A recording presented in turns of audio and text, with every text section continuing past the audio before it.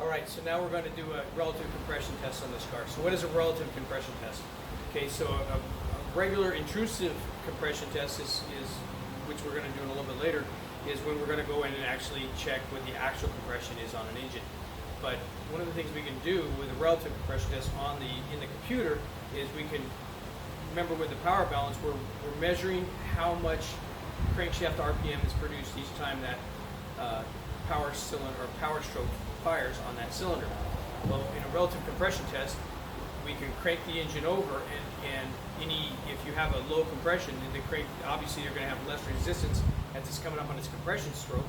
The computer knows exactly when that engine's going to come up on its compression stroke each time, so it knows that if there's low compression in there and it's moving faster than the other cylinders, that it's going to see that and it's going to know that it has a problem. Okay, so it's when we say relative compression, we are checking the compression relative to all the other cylinders. Okay, that doesn't mean that if it passes a relative compression test, doesn't mean that the car is good and doesn't have a problem. Remember, it's relative to the other cylinders. If we had a camshaft at a time and it caused all the cylinders to have low compression, well, it would then pass a relative compression test. They would all be low, but it would all look good, but the car would still run bad. So what we're trying to do here is to eliminate, remember this is just another tool in our toolbox to try to eliminate problems in the car and find out what's going on. Okay, so if we have a car that's misfiring on a cylinder and we want to find out, do we have a compression problem in that cylinder, or do we have an ignition problem or a fuel system problem? Remember, we're with the SCC, that's Symptom, System, Cause, and Correction. We're trying to identify the problem down to the system that's causing the problem. So we're going to do a relative compression here, and I'll show you. We're going to come back to our IDS here. We're going to go back to our toolbox again. You just choose the toolbox, come down here to powertrain again, and we're going to choose relative compression. Okay, follow the directions on relative compression.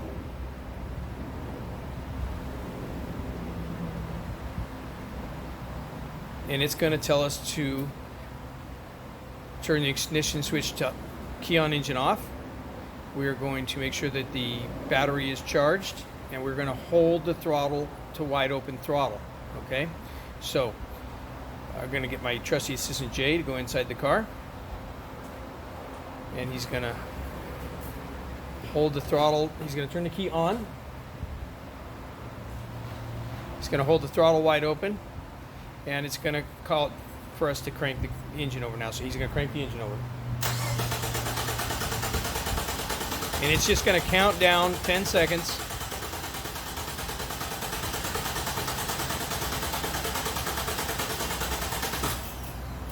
And it's going to tell us a percentage.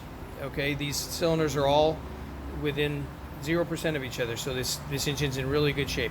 Okay, but if we had a compression issue in one of them, which I'm going to show you in a minute, you would see a percentage drop in the cylinders. So what I'm going to do now is I'm going to loosen a spark plug in this engine and see if we can't. We'll redo the compression test and show you what a low compression in a cylinder is going to be. So hang on. Okay, so we're going to redo this test, and it's going to call him to put the key on and hold it wide open throttle and crank the engine.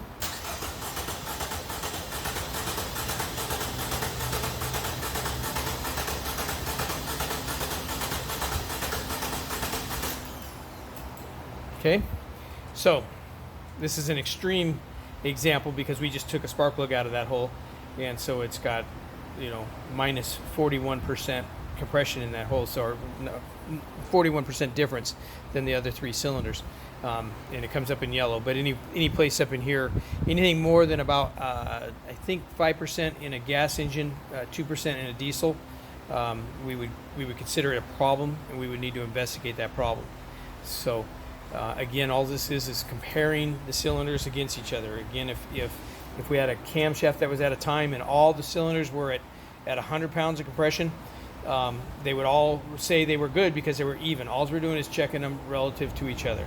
So now that we've done a relative compression test, we're going to go in and do some more intrusive tests. All right, so why would we do a relative compression test? So one of the reasons we're going to do it is because Usually if we're going to have a misfire, it's going to be associated with a check engine light. It's very rare that you'd have a misfire and not have a check engine light.